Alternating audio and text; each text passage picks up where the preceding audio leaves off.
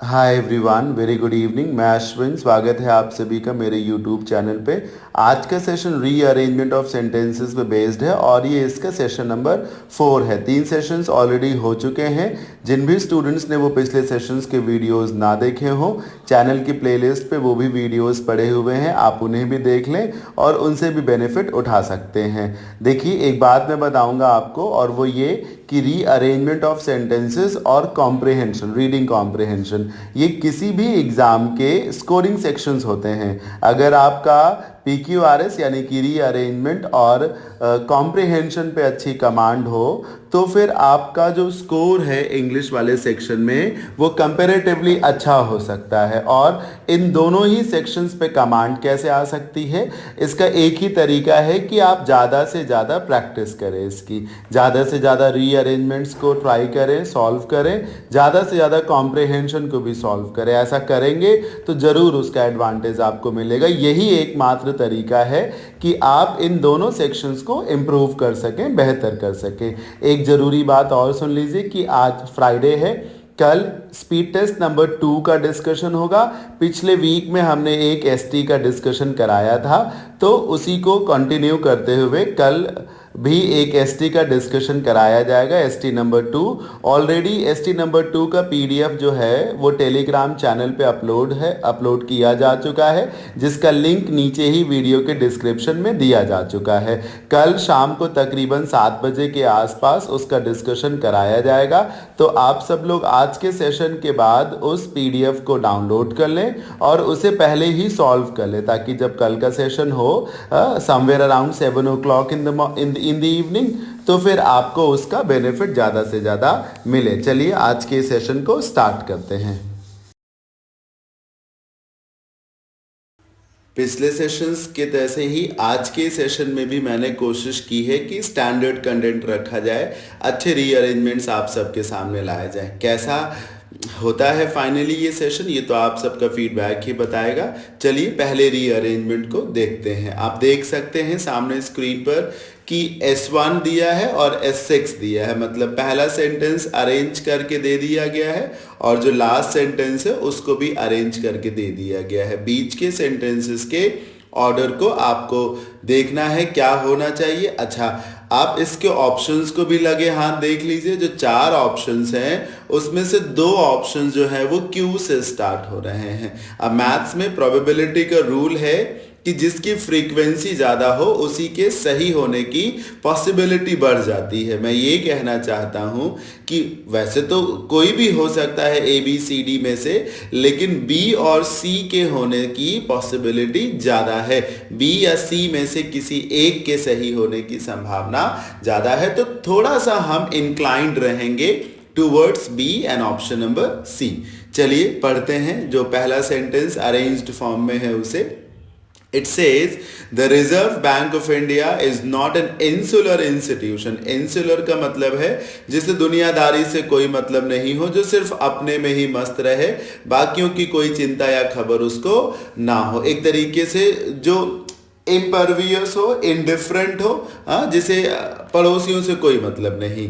तो reserve Bank of India एक insular institution नहीं है। It keeps it's years open, वो अपनी आंखें, अपने कान जो है वो खुले रखता है, और एक इंसुलर इंस्टीट्यूशन नहीं है कि इकोनॉमी में क्या हो रहा है, बैंकों में क्या हो रहा है, फाइनेंस सेक्टर में क्या हो रहा है, एक्सपोर्ट इंपोर्ट में क्या चल रहा है, इससे उसको कोई मतलब ना हो। नहीं, रिजर्व बैंक ऑफ इंडिया को इन सब से मतलब होता है। ये पहला सेंटेंस कहना चाह रहा है। नंबर 6, हाउ एवर, नंबर 6 को पढ़ लेते हैं ताकि एक बेहतर आइडिया मिले कि बीच में कहां पे क्या स्टोरी चल रही है।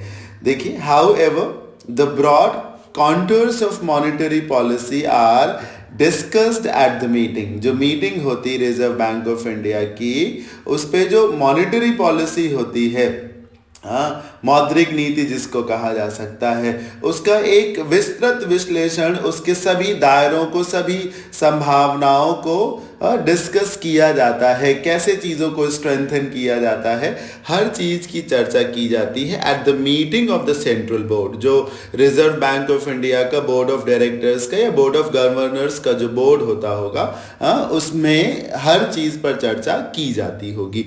अब बीच के सेंटेंसेस देख लीजिए। P. The Board of Reserve Bank of India is not involved in specific policy decisions। देखिए, अगर आप जरा भी समझदार हैं तो मैं आपको तुरंत बताऊंगा कि यही जो P है ये लास्ट में आएगा। जानते हैं क्यों? क्योंकि S6 में क्या लिखा हुआ है? The broad contours of monetary policy are discussed at the meeting of the central board। ठीक है, सेंट्रल बोर्ड की जो मीटिंग होती है, और उसी से रिलेटेड पी में बात लिखी गई कि जो board of reserve Bank of India है वो स्पेसिफिक पॉलिसी डिसीजंस में इन्वॉल्व नहीं होता। हालांकि ये जो हाउएवर लिखा है हालांकि रिलेट करेगा कि जो मॉनेटरी पॉलिसी होती है उसके सभी बिंदुओं पर, प्रमुख बिंदुओं पर एक तरीके से ब्रॉड लेवल पे चर्चा की जाती है। P लास्ट में होगा तो S6 कनेक्ट कर सकेगा। अब आपको आंसर मिल चुका है सर C, लेकिन चूंकि मैं समझा रहा हूं तो आप बाकी ऑप्शंस भी देख लीजिए। देखिए, मैंने आंसर तुरंत इसलिए बता दिया क्योंकि पेपर में आपको 3 मिनट 4 मिनट नहीं लेने हैं, 30 सेकेंड 40 सेकेंड में ही इसको सॉल्व कर देना है। बहुत टफ हुआ तो हद से हद 1 से 1.5 मिनट आप ले सकते हैं। चलिए फटाफट क्यू को पढ़ लेते हैं। Before any major policy decision is taken it holds, it आया है आरबीआई के लिए, एक्सटेंसिव कंसल्टेशंस विद, इससे पहले कि कोई भी बड़ा पॉलिसी डिसीजन लिया जाए तो रिजर्व बैंक ऑफ इंडिया विस्तृत और व्यापक कंसल्टेशन या चर्चा करता है। किसके साथ? अब आप क्यू से एस को जोड़िए, किसके साथ करता है? Extensive consultations with banks, industry associations, economist and various market participants. इन सभी के साथ Reserve Bank of India RBI broad या एक्सटेंसिव कंसल्टेशन करता है। क्यू तो कंप्लीट ही नहीं है जब तक एस नहीं आएगा। So there is a pair of Q S, जहां पे क्यू होगा उसी के तुरंत बाद एस होगा। अब आर देख लीजिए। It discusses the various alternatives with the government as well। ये सरकार के साथ भी तमाम बिंदुओं पर चर्चा करता है, तमाम विकल्पों पर चर्चा करता है। जब कोई मेजर पॉलिसी डिसीजन लिया जाना होता है तो RBI bank, industry associations, economist, various market participants के से चर्चा करता है, एक्सटेंसिव कंसल्टेशन करता है। साथ ही साथ वो सरकार के साथ बैठ करके भी तमाम विकल्पों पर चर्चा करता है। साफ साफ दिख रहा है कि क्यू होगा, एस होगा, आर होगा, और फिर पी लगा देंगे तो पी जो है वो लास्ट ऑप्शन से कनेक्ट हो जाएगा। थोड़ा सा आपको हिम्मत जुटानी होगी। अगर आप ये मान बैठे कि नहीं होगा तब तो फिर नहीं होगा। परसेप्शन पे भी आपको ध्यान देना होगा, प्रोबेबिलिटी पे भी आपको ध्यान देना होगा, और सबसे ऊपर मन में ये बात रखनी होगी, yes I can do it, है ना? तो फिर जरूर हो सकता है। आगे बढ़ते हैं। मैंने अपना भरसक प्रयास किया है इसको समझाने का, और मैं आपको ये भी बता दूं कि जिन एग्जाम्स में S1, S6 इस तरीके के रीअरेंजमेंट्स आते हैं, ये उन एग्जाम्स का टॉप लेवल का रीअरेंजमेंट हो सकता है, मतलब एक स्टैंडर्ड क्वालिटी का रीअरेंजमेंट है। तो अगर आपको टाइम लग रहा है तो आप चिंतित ना हो, टाइम टेकिंग है थोड़ा बहुत ही। चलिए अगले रीअरेंजमेंट को पढ़ते हैं। सेकेंडरी अरेंजमेंट को देखते हैं। इसमें भी पहला सेंटेंस अरेंज्ड फॉर्म में है। हाँ, हालांकि इसके बाद के सारे सेंटेंसेस आपको अरेंज करने हैं। तो एक आपको स्टार्ट दे दिया गया, पढ़िए। गुड पोस्चर, पोस्चर का मतलब है कि आप कैसे बैठे हैं, कैसे खड़े हुए हैं या कैसे लेटे हैं, इसी को पोस्चर कहा जाता है। तो अगर अच्छा पोस्चर है आपका तो it mainly refers to maintaining your body in a correct alignment with respect to gravity. Gravity आप जानते ही हैं, जो ग्रेविटेशनल फोर्स अर्थ हम पे लगाती है वही ग्रेविटी। तो कहा जा रहा है कि जो अच्छा पोस्चर है वो बेसिकली क्या बताता है कि आपका जो शरीर है, जो आपकी बॉडी है, उसका अलाइनमेंट ठीक हो, मतलब आपने उसे सही तरीके से पोजीशन किया हो। जब आप बैठे हो तो सही पोजीशन में हो, जब आप लेटे हुए हो तो भी आप सही पोजीशन में हो। गुड पोस्चर का यही मतलब है विद रिस्पेक्ट टू ग्रेविटी। अब ठीक है, अब पी को पढ़ लीजिए। अब ये तो पहला सेंटेंस हो गया। नीचे के चारों सेंटेंसेस का ऑर्डर गड़बड़ हो सकता है, तो उन्हें देख लेते हैं। अच्छा, इसके भी आप ऑप्शंस देखिए, 4 ऑप्शंस जो हैं उनमें से 2 बार क्यू आ रहा है, 2 बार पी आ रहा है। तो आपको सिर्फ ये फटाफट तय करना है कि S1 के बाद P से स्टार्ट करना चाहिए आपको, या S1 के बाद Q से स्टार्ट करना चाहिए। उसके बाद सारी आप फाइट करें। R और S को पढ़ने की कोई ज़रूरत ही नहीं है, क्योंकि उन्हें तो स्टार्ट में आना ही नहीं। तो फटाफट P को पढ़ लेते हैं। सो दैट, ताकि, अब ध्यान से समझिएगा, सो दैट एक कंजंक्शन है जो कि पहले किसी क्लॉज के बाद जुड़ जाएगा। मेरी बात आप समझ रहे हैं? S1 में एक सेंटेंस दिया हुआ है, अगर सब कुछ सही रहा तो सो दैट जो है वो S1 से फट से जुड़ जाएगा और आगे कुछ कहना शुरू कर देगा। या अगर नहीं हो सकेगा तो फिर क्यों की बात करेंगे। पढ़िए, सो दैट, ताकि the body structures such as ligaments muscles are in the least stressed positions. अगर आप दिमाग लगाएंगे तो आपको पता चल गया होगा कि कहां से स्टार्ट करेंगे। जब S1 में लिखा हुआ है कि अच्छे पोस्चर का मतलब है कि आप अपने शरीर को कैसे प्लेस करते हैं, अपनी बॉडी को कैसे प्लेस करते हैं विद रिस्पेक्ट टू ग्रेविटी। आपका अलाइनमेंट कैसा रहता है जब आप बैठते हैं या लेटते हैं, ताकि जो body structures such as ligaments muscles, ये ज़्यादा खिंचाव ना हो। कहा जाता है ना कि आप जब बैठें या लेटें तो आपके शरीर के जो लिगामेंट्स, मसल्स, बॉडी पार्ट्स हैं, बहुत ज़्यादा उन पे कोई फोर्स ना एग्जर्ट हो रहा, बहुत ज़्यादा उन्हें स्ट्रेच ना किया जा रहा हो।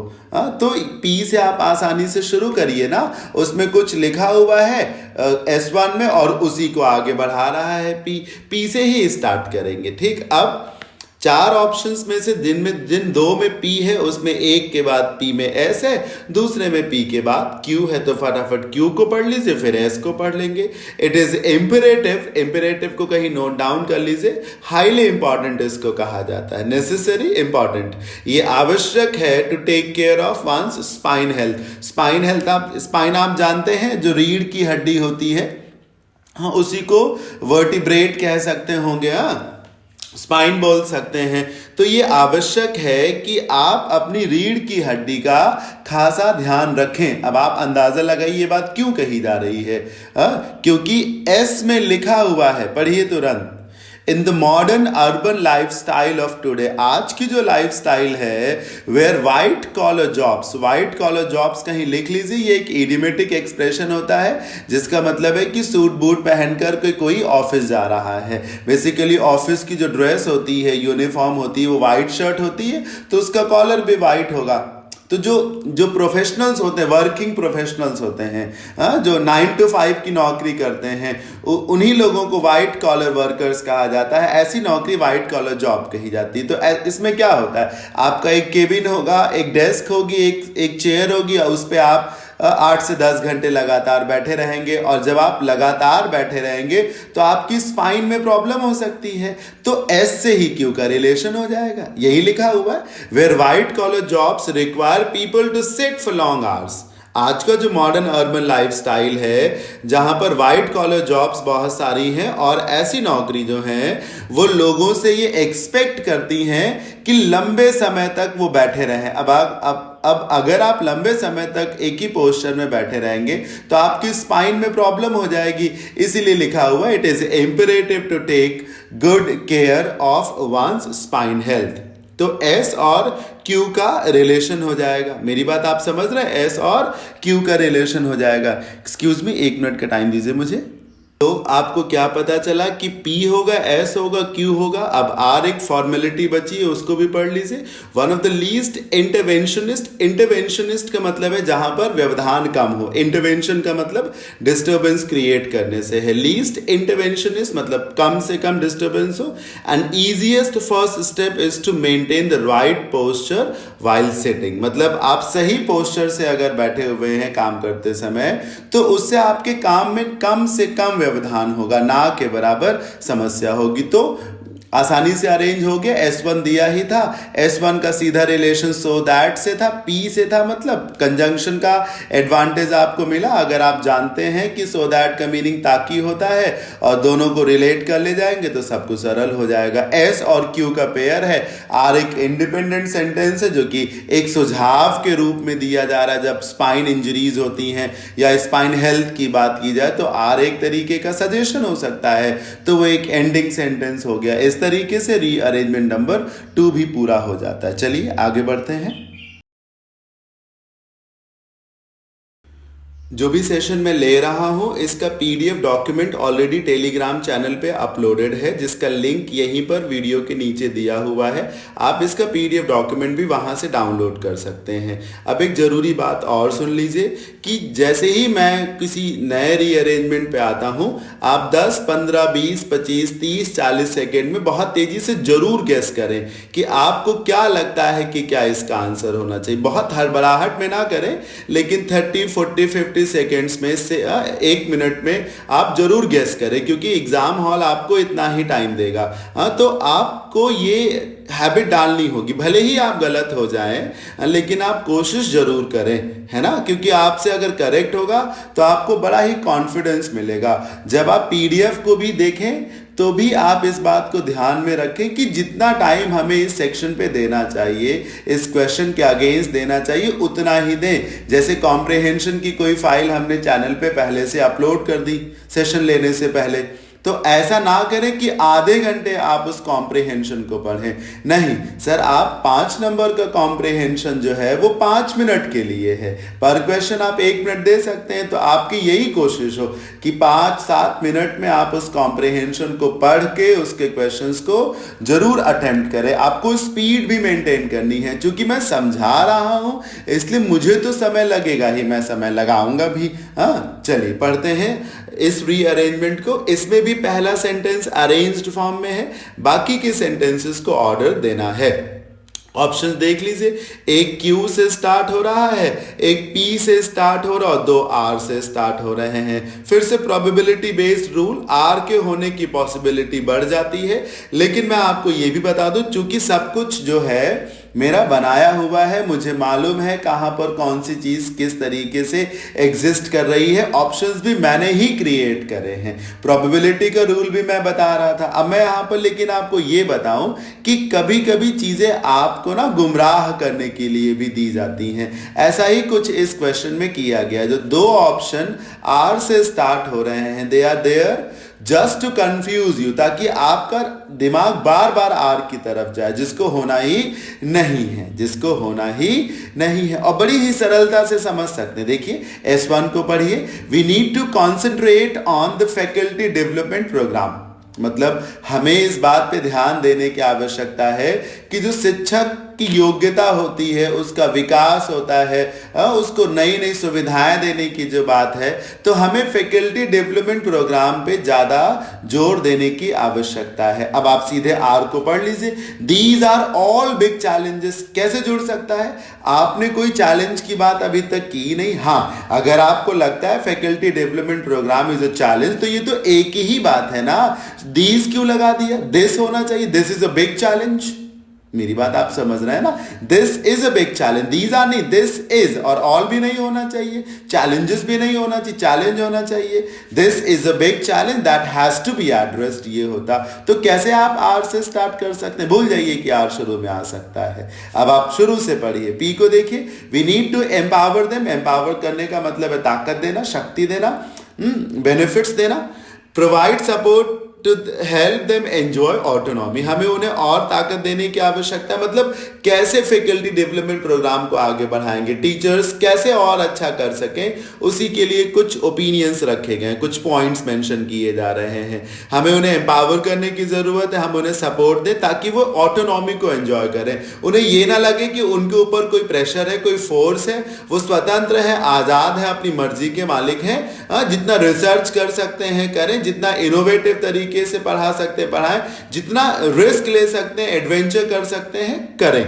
ये P में लिखा हुआ, they need to be trained. अब दिमाग खर्च करिए सर, क्यों तब तक नहीं आ सकता I'm sorry, they need to be trained from the time of their induction and during their services. Induct करने का मतलब है शामिल करना, इंक्लूड करना। कहा जा रहा है कि टीचर्स को, फैकल्टीज को उस वक्त ट्रेन किया जाना चाहिए जब उन्हें भर्ती किया जा रहा है, और साथ साथ बीच बीच में भी उनकी सर्विसेज के दौरान भी उन्हें समय समय पर ट्रेनिंग दी जाने की आवश्यकता है। अक्सर इन्हीं चीज़ों को मिस कर दिया जाता है इंडिया जैसे देश में, कि शुरुआत में तो बहुत सारे टेस्ट करा लिए जाएंगे टीचर ट्रेनिंग के लिए, टीचर की एलिजिबिलिटी के लिए टेट होता है, सी टेट होता है, यूपी टेट होता है, दुनिया भर के टेस्ट होते हैं। लेकिन एक बार कोई टीचर बन गया तो बीच में उसके डेवलपमेंट प्रोग्राम्स नहीं चलाए जाते हैं कि उसके नॉलेज को और बढ़ाया जा सके।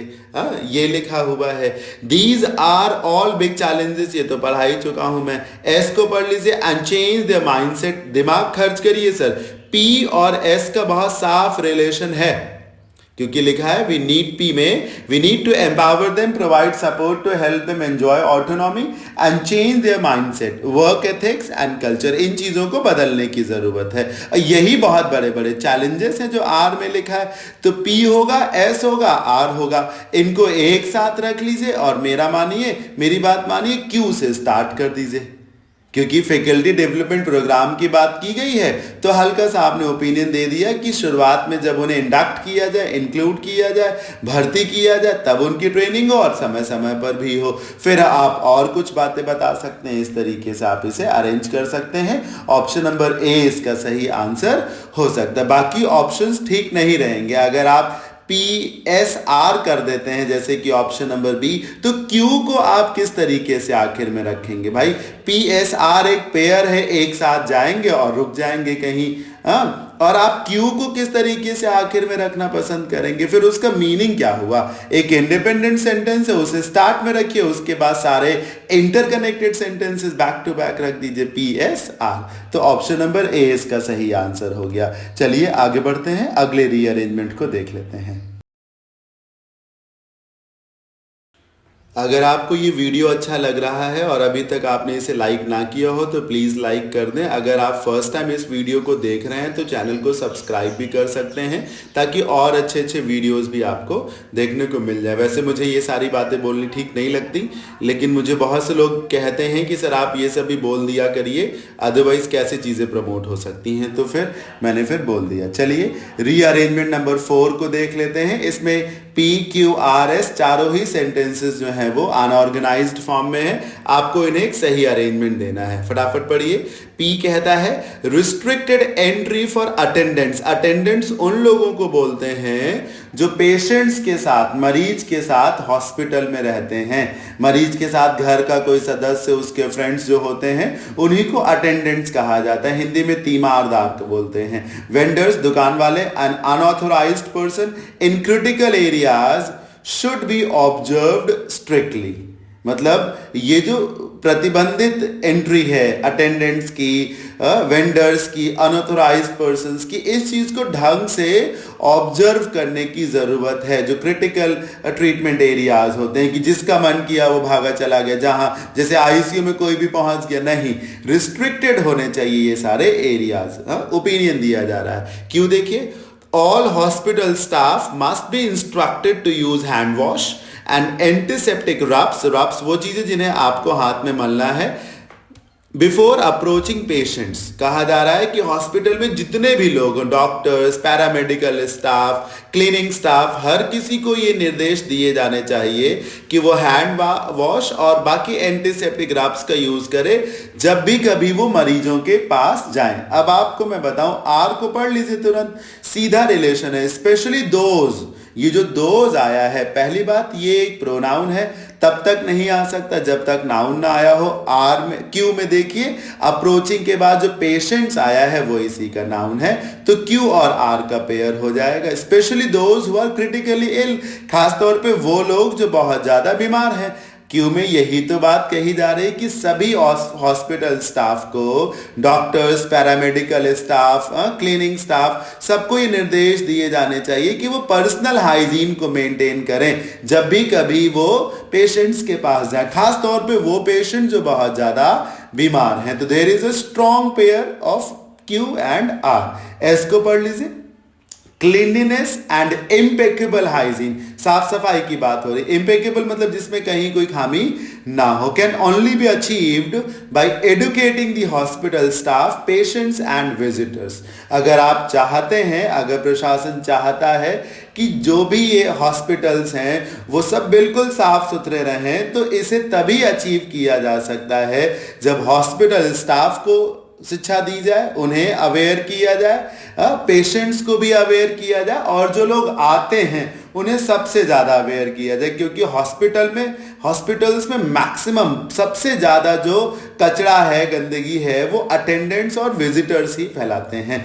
आपको नहीं लगता कि एस से इससे स्टार्ट करना चाहिए? क्योंकि एक मुद्दे की बात एस में गिवन है, तो एस से आप स्टार्ट करिए, एक ही ऑप्शन एस का है। फिर उसके बाद आपने सजेशंस देने शुरू कर दिए पी में कि हर कोई ना जा सके, जिसका जहां मन किया जा रहा हो। फिर क्यू और आर का पेयर हो गया। तो इस तरीके से एस पी क्यू आर इसका सही अरेंजमेंट हो जाता है। आपको अगर कुछ और भी लगता है तो आप एक बार और विचार कर ले अपने ऑप्शन पे, और उससे पहले मेरे अरेंजमेंट पे विचार कर ले। आपको निश्चित रूप से लगेगा कि मैंने ही सही तरीके से इसे अरेंज किया है। यहाँ जबरदस्ती कुछ थोपने वाली बात नहीं है। मैं जबरदस्ती कुछ भी थोपूंगा तो मैं फेल हो जाऊंगा, मैं ऐसा क्यों करूंगा, है ना। चलिए आगे बढ़ते हैं।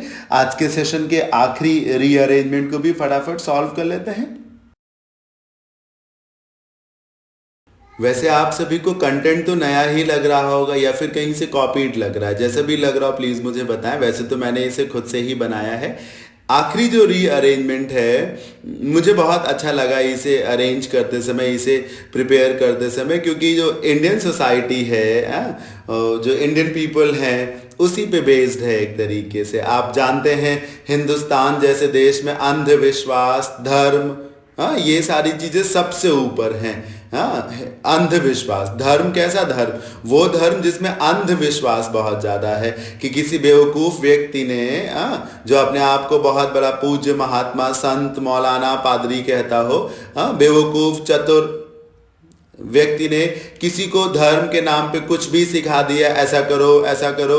और जो नादान लोग हैं, नादान भी नहीं कहेंगे, बेवकूफ़ कहिए, अगर कोई किसी की चतुराई में फंस रहा है तो वो नादान नहीं है बल्कि बेवकूफ़ है। ऐसे लोग उन लोगों की बातों में आ जाते हैं और कुछ भी कर गुजरने को तैयार हो जाते हैं। तो ऐसे ही लोगों पे जिनको जो अपने आप को अहम ब्रह्मास्मि समझते हैं, self styled God, man God women को लेकर है ये। चलिए पढ़ते हैं। पी को देखिए, it is time to open up your mind. समय आ गया है कि आप अपने दिमाग को खोल ले, and realise that this is not spirituality but an insult to it. और ये समझ लें कि ये आध्यात्म नहीं है जो हम कर रहे हैं। क्या कर रहे हैं ये आगे कहीं दिया गया हो, बल्कि ये आध्यात्म के ऊपर एक प्रकार का कीचड़ है। इंसल्ट टू इट, कहीं लिख लीजिए कि इंसल्ट के साथ प्रेपोजिशन टू लगता है, ऑन या अपॉन न लगाइएगा। मैंने कहा नहीं, आध्यात्म के ऊपर एक कीचड़ है, धब्बा है, तो फिर आप ऑन लगाने का मन करेंगे। याद रखें,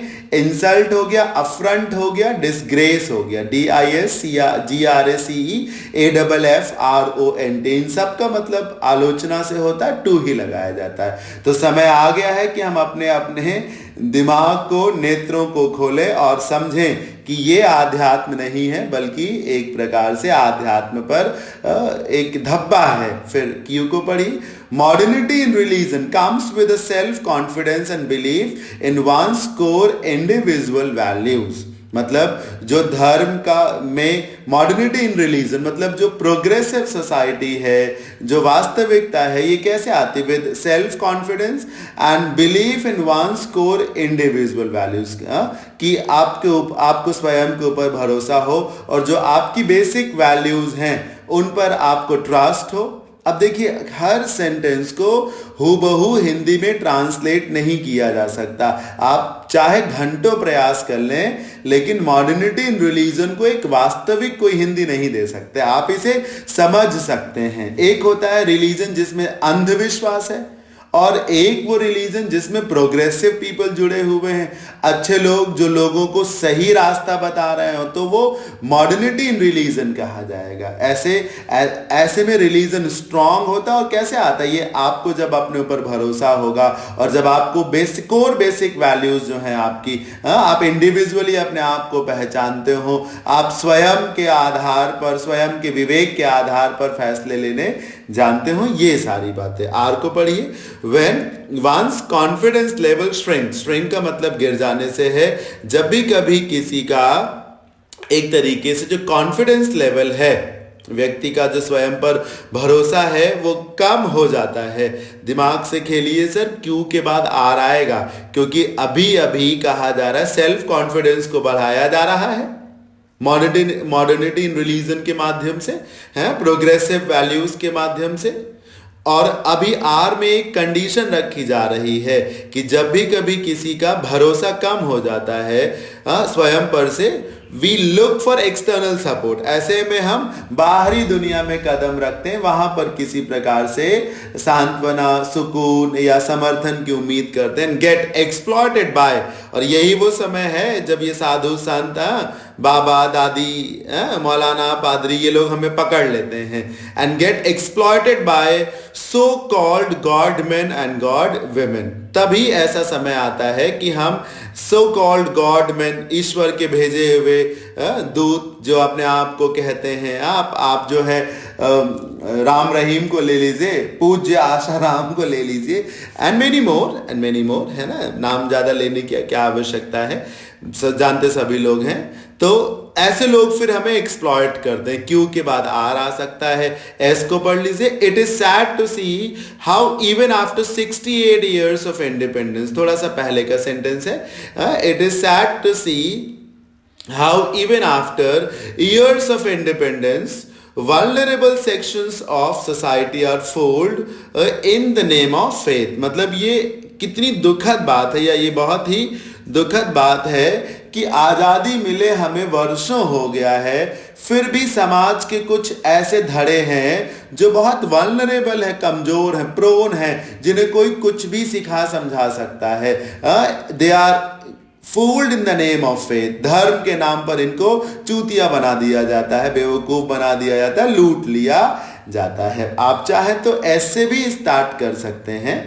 एस के बाद आप पी लगाने का विचार कर सकते हैं। मेरी बात आप समझ रहे हैं, लेकिन बेहतर होगा कि आप जो है ना एक सिचुएशन को लेकर के, जो कि क्यू में है, एक आहिस्ते से कहानी को शुरू करिए। क्यू होगा, आर होगा, क्यू और आर का पेयर है, फिर एस के बाद तुरंत पी आ जाएगा, क्योंकि एस में ये दुखद है कि ऐसा सब कुछ होता है। फिर पी में आपको वार्निंग दे दी जाएगी कि समय आ गया है कि अपनी अपनी आंखें खोल लें। मेरी बात आप समझ रहे हैं? एस और पी का पेयर है। आपको सिर्फ ये तय करना है कि एस पी के बाद क्यू आर आएगा या क्यू आर के बाद एस पी होगा। तो क्यू आर एस पी है, और एस पी के बाद, अच्छा, क्यू आर जो है ऑप्शंस में सही तरीके से नहीं दिया गया, आर क्यू दिया गया है। मान लेते हैं कि क्यू आर दिया भी होता, फिर भी मैं यही सजेस्ट करूंगा आपको कि क्यू आर एस पी को ही आप चूज करें। पहले सिचुएशन को ले करके आए हैं ना, एक कहानी की साधारण तरीके से शुरुआत करें, सारी बातों को समझाएं, फिर आगे किसी प्रकार का ओपिनियन भी दें। पहले ओपिनियन देने का कोई मतलब नहीं है। चलिए आगे बढ़ते हैं। तो ये था आज का सेशन। इससे पहले कि आप क्विट करें, मैं फिर से बता दूं कि स्पीड टेस्ट नंबर 2 का डिस्कशन कल शाम को तकरीबन 7 बजे के आसपास कराया जाएगा, जिसका पीडीएफ ऑलरेडी टेलीग्राम चैनल पे अपलोड किया जा चुका है, जिसका लिंक वीडियो के नीचे डिस्क्रिप्शन में दिया हुआ है। तो आप ज़रूर उसे पहले से ही डाउनलोड कर लें, सॉल्व कर लें, और ताकि आपको समझ में आए कि क्या हो रहा है ना, आपका जो कॉन्फिडेंस है वो बढ़े और पार्टिसिपेशन और स्ट्रांग हो सके। आज का ये सेशन रीअरेंजमेंट का कैसा लगा आप सभी को मुझे ज़रूर बताएं। अपने अपने कमेंट्स ज़रूर दें, वीडियो को लाइक भी करें, और हो सके तो इसे ज़्यादा से ज़्यादा शेयर करें। चलिए अपना अपना ध्यान रखिए। Take care, bye bye, good night.